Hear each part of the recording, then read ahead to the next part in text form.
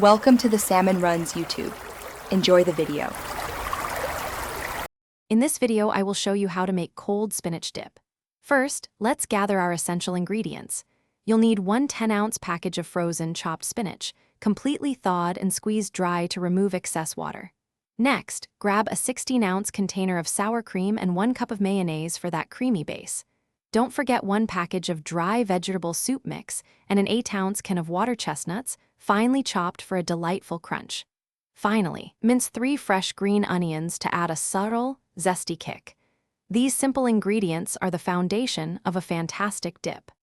Now, let's get our key ingredients prepped. Take your 10-ounce package of frozen chopped spinach and make sure it's fully thawed. This is crucial.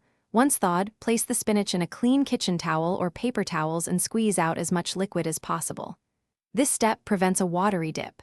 Next, open your 8-ounce can of water chestnuts, drain them well, and then finely chop them.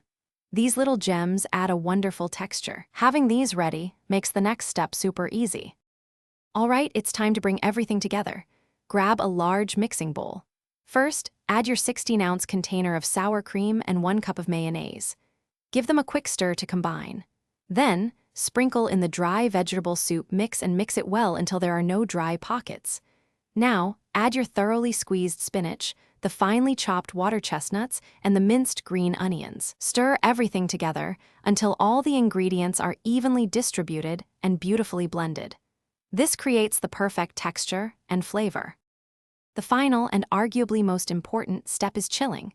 Once your dip is thoroughly mixed, cover the bowl tightly with plastic wrap. Place it in the refrigerator for a minimum of 4 hours. This chilling time is essential because it allows all those wonderful flavors to meld and deepen, creating a much richer taste. For an even more incredible flavor, I highly recommend chilling it overnight.